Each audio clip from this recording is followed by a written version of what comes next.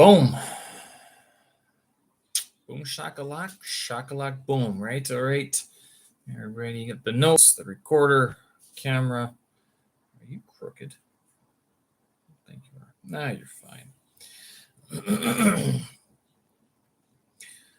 Boom, shakalak, boom. End of the month already. Allergies suck. If it was another backpacking trip, where would I go and how would I do it? Reading up on the Ukrainian war, loading up on guests for the big cast, and another language class. Folks, it's Tuesday, August 30th, 2022. I'm Steven Sersky. Hope you guys are doing well. This here is my daily audio yik yak, in which I talk about some of the things that are going on. I live in Beijing, China at the moment, and been here for several years. Only started doing this daily audio digest over the last year. And if there's one thing, wow, could I have done it before? Good question. And could I still be doing it? I'm not going to lie, for as low key and as low budget as this thing is, literally, I record it on my cell phone. It's converted into MP3 through a program I have on my phone, Audiolab, which is free. And I've only recently started live streaming this through YouTube using a secondary cell phone as a camera. But for the amount of no effort it requires to do, it sure takes up a decent chunk of time. It takes 20 minutes to record. It's all done real time. There's no editing. But show notes, another 5-10 minutes probably, if I haven't created them throughout the day. And then afterwards, posting it takes about another 20 minutes or so, depending on upload speeds and depending on whether or not I have a picture. I'm not gonna lie. Sometimes, I don't know if you've noticed, but each and every episode, every MP3 file, and if you go to my website, you can actually see what the icon is for each individual episode. I take a unique picture every day, and I use that. The idea being is that sort of marks a point in time that the podcast was recorded, and that this audio digest was recorded in. And usually it's the same day. So it's I don't try to take from different days, but sometimes it's not possible. I just don't have anything else. So I'll just grab something from the last couple of days or so. But it also helps me utilize the photos I take, because I do take quite a few photos, and I have been one of those people. It's like, if you were to ask them, do you keep all the photos you take? And I'd go, yeah, I do, like all of them. And that's terrible because I have hard drives full of photos and videos that I've never seen the light of day. I don't use. And so over the last, since I got this new phone, the Xiaomi 11 Ultra, I got a good phone because I'm like, you know what?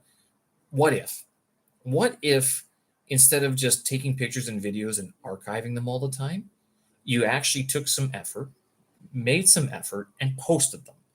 And so that's what I've been doing. And that's what this daily audio digest does as well. I take a picture every day, even if it's just like of the trees outside or something, just to mark a time point that this day has.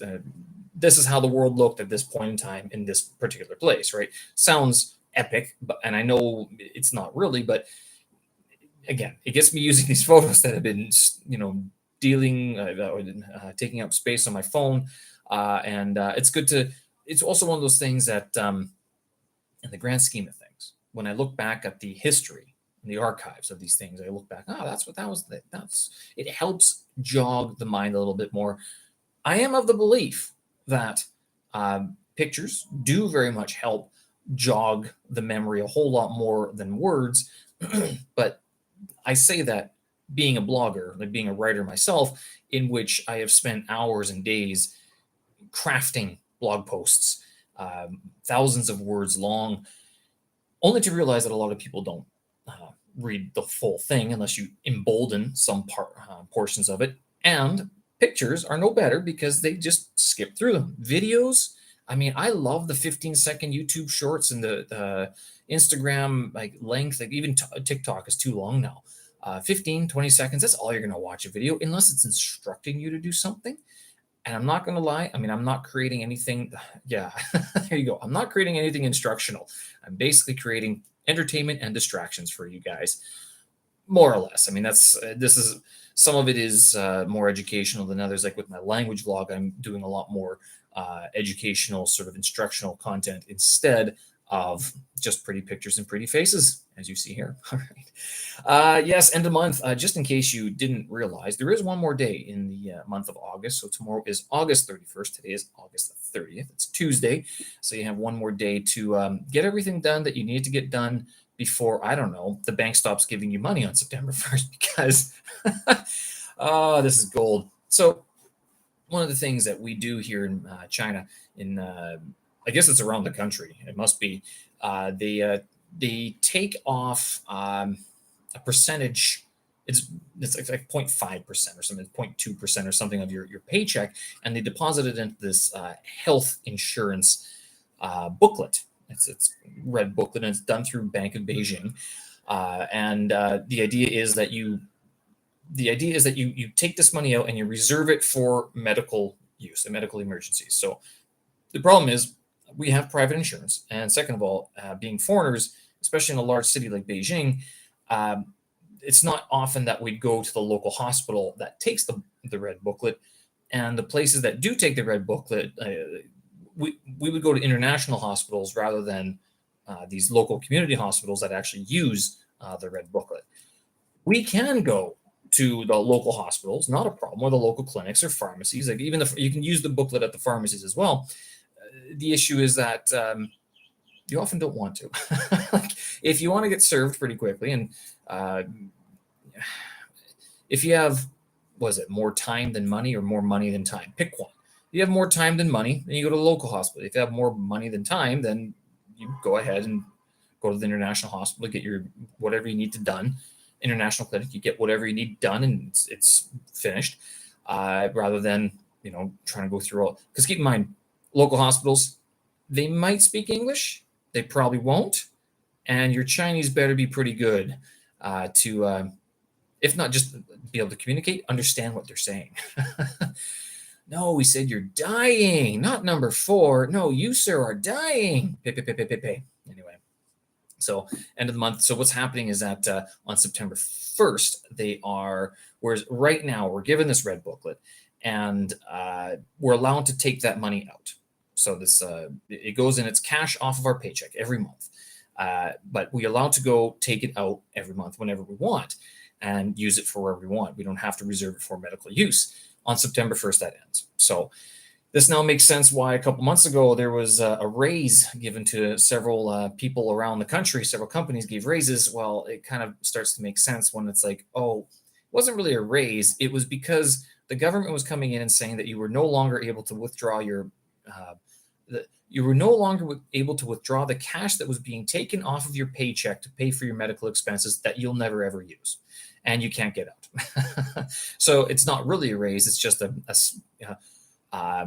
assistance in covering up that sort of situation. Not only that, I mean, it's not like those raises actually covered the whole thing. Again, the amount taken off your paycheck for this little red booklet, this health insurance booklet, is on a percentage, or it's some sort of equation correlated to your paycheck, your monthly income for the last year or whatever it is. The raises were just a flat raise. They weren't percentage based, and they definitely weren't based on experience either. Might be a good thing in sometimes. So that ends September 1st. So a bunch of people throughout the month, there have been lineups at the Bank of Beijing to withdraw money before they can. Now, after September 1st, you can still take out money that's been deposited prior to September 1st. But after September 1st, any money put into that account, that means like the next payment that goes in on September 2nd, can't take that out. It's locked in there until whenever. Good question. So yeah, that's the biggest change of payments and everything here in Beijing so far, which is kind of a substantial, because I mean it adds up. If 500 kwai a month times 12, 6,000 times, if you're here 8 years, I mean it's a nice little chunk of change that you could go sit on the beach in Thailand for a little while, right? Allergies. Well, hey, you know what? Speaking of medical expenses, I would love to go to the pharmacy and ask for some antihistamines or whatever, and because I don't know what happened. This happens twice a year. The allergies act up, and it's something. It might be because what they were cutting the grass yesterday. My apartment did reek of the two-stroke fuel that they use, petrol, and so that might have had something to do with it. But I've noticed that this happens. It gets really bad at least 2 or 3 times a year, where I have this sort of massive issue with just being able to breathe normally. The problem with going to a pharmacy nowadays and asking for something like along the lines of respiratory ailment is that you're going to get questioned. Oh, NAT, you're going to get your phone number taken, passport details, you name it, and they're going to be following up. It's like, how are you feeling? Do you have any symptoms of fever? I'm like, well, before or after my 5-mile run? You want to come with me? Check me then. Of course not. So if you go ask for any of these like antihistamines or respiratory sort of salves and things like that, they do tend to sort of inquire a little bit more about your current health status, where you've been, how long have you been in the country. And I'm like, I haven't left. It's a long time. But speaking of which, leaving. So yesterday I did talk about very briefly about this potential escape, fleeing, departure towards Taiwan. It's not an escape. It's not a flee. Potential, because I was looking up how much it was going to cost if, let's say something happened in Canada that I had to get back, and current price as of Saturday through Air China, it was going to cost 73,000 renminbi, about $13,000 to fly from Beijing. There are other ways, of course, I could. So one of the other ways I was thinking is taking the train down towards Shenzhen, Hong Kong, and then possibly even over to Taiwan, Taipei, and then flying out from there would be a little bit cheaper. Could also think about South Korea or Japan, taking flights from Beijing to those places. The only problem with departing from Beijing, and I mentioned this yesterday, is that there are, you never know if the flight's actually going to leave. And the flight could be full, it could be oversold. So there's a lot of issues that are sort of, although you might have a ticket, it might not be certain that you actually get to go. So that's why I was talking about, for that amount of money, spending a ticket from Beijing to Vancouver, I mean, I could go on a very nice trip, right? Granted, now I did just say, what if there was an emergency in Canada? I'm not going on a nice trip if there's an emergency. Saunter back to Canada. Hey, how's everyone doing? Yeah, it's just in Cuba because it was the cheapest flight back from Beijing. But no, it's more along the lines of, so if that's the emergency. Now, if I don't have an emergency and I am going to leave for whatever reason, doesn't matter why, $13,000, what can you do with it? So, and how would you go about doing it? So I was thinking about this, and the current sort of idea that for plan one would be like to go towards Taiwan. And Taiwan would be a good little transition from mainland China to like Vancouver. There's a good transition for me.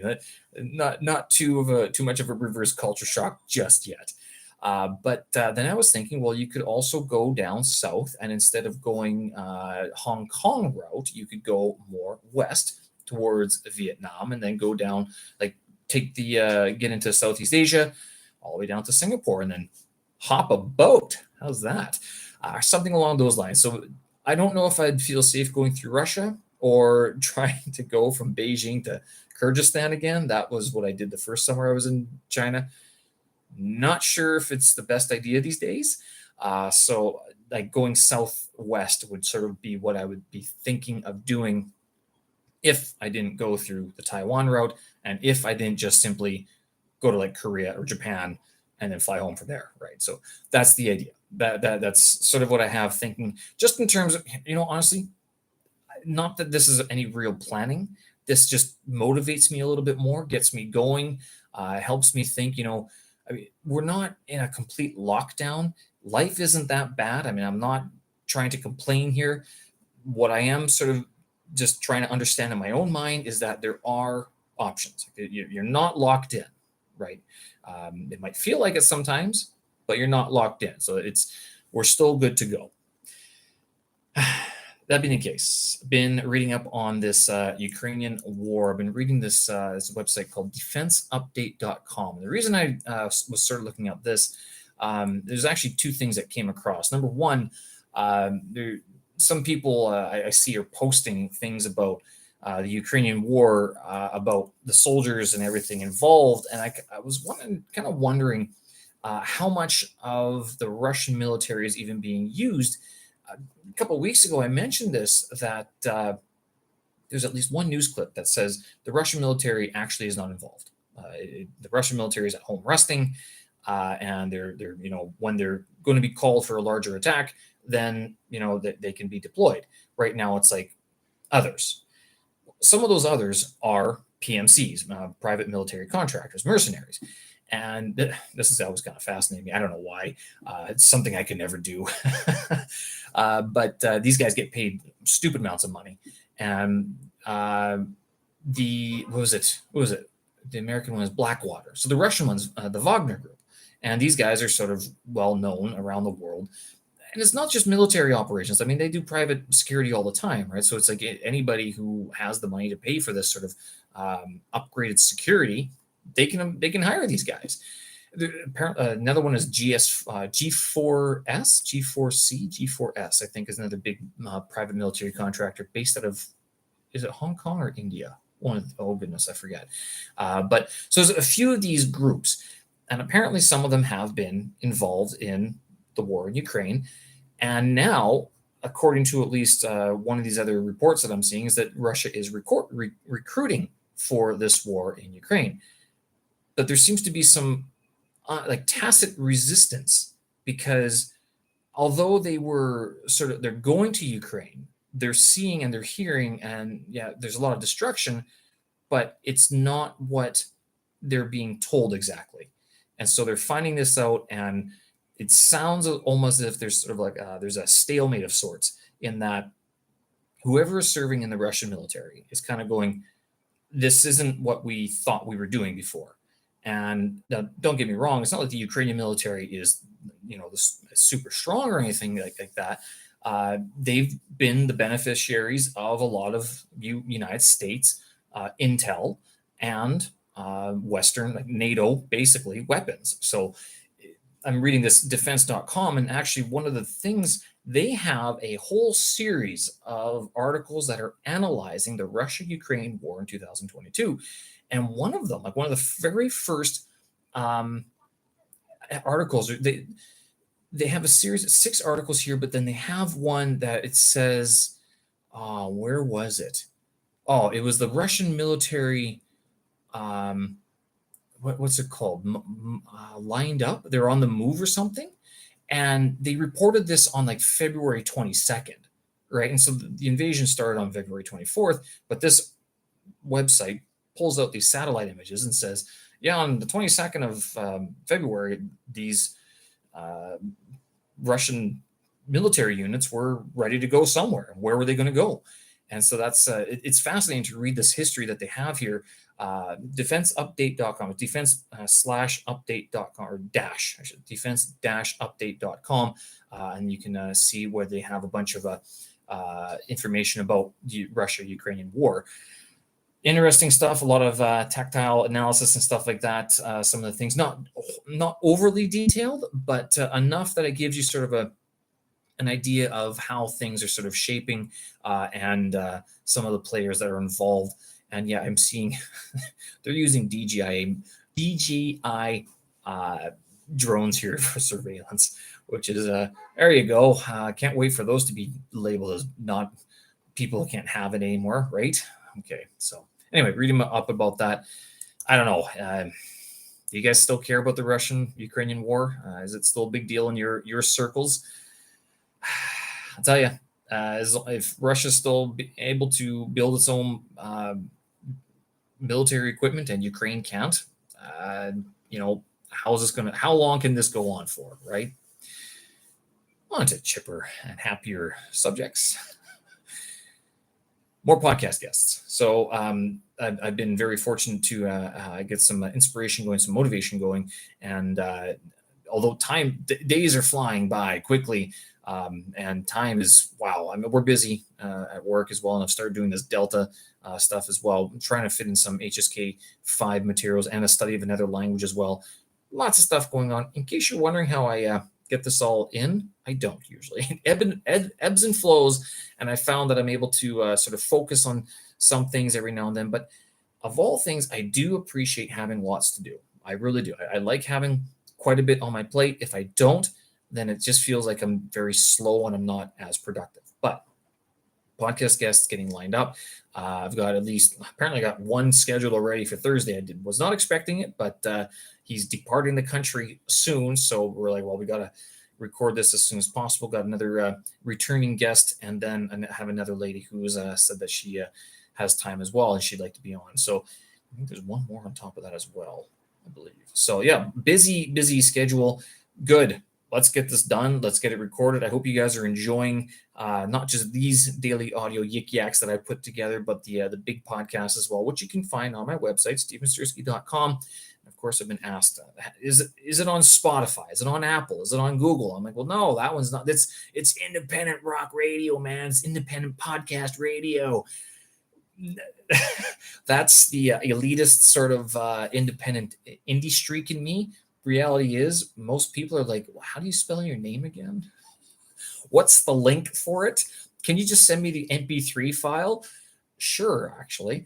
But so that the idea is that I guess I do have to get the Spotify stuff set up and ready. This, if you publish through anchor.fm, it does technically publish through to Spotify, Apple, Google, but it does it under its name, not yours. And so what you have to do if you have an actual podcast that you want people to find with your name, then you have to go through the rigmarole of signing up for these services on your own. So that means, yes, I've been saying it for weeks already. Yeah, I'll get to it this Saturday. Signing up to not just Spotify. Spotify pretty much done. Google Podcasts, Apple Podcasts would be the next big one for my big podcast. And then that way I could just send them a link to that. And I think people would feel a lot safer going to Apple or Spotify or Google to listen rather than my website. So, and I know my website isn't always the fastest because I maintain it myself and I'm by no means a web design guy, which I should probably change already. So yeah, a couple more podcasts coming up, and hopefully people are able to learn a few things from this. I hope you guys enjoy it. I really do, because I think these are good conversations to have. I know they do kind of go on for a little bit, kind of like I do here as well. But marks in time, pages in time. And if you can't listen to them now, just think in 3 years when you come across this MP3 file again and go, SSP, what? What is this? Let's have it. Oh, that's that guy. He's the guy from China. He had a really big beard the last time I saw him. And that is when you're going to listen to that podcast on your 17-hour, your 6-hour flight from Toronto to Beijing or something like that, right? You'll get 2 podcasts and you'll be at your destination. All right, folks. Yes, I do have. I did have another language class today, but I will talk about that another time. I'm pushing the upper limits of my allotted time for the daily audio yik yak. I will leave it there, folks. Show notes, tracks, and vids up on my website, stevensersky.com. That's where you can find everything, including the little pictures that I take and edit just for this audio podcast as well. And one more day left in August, so enjoy it. These days are zipping by. Hope you guys are being productive, healthy, and having a good time out there, even if things aren't all that good. Because I just talked about the Ukrainian-Russian war, which, I mean, when I say I hope you're doing well out there, I mean, if people are listening in Ukraine, I'm like, yeah, Slava Ukraini is all I can say. All right, folks, leave it there. Thanks for listening. I appreciate it. We will talk again. Bye-bye. Ding, ding. Bye-bye.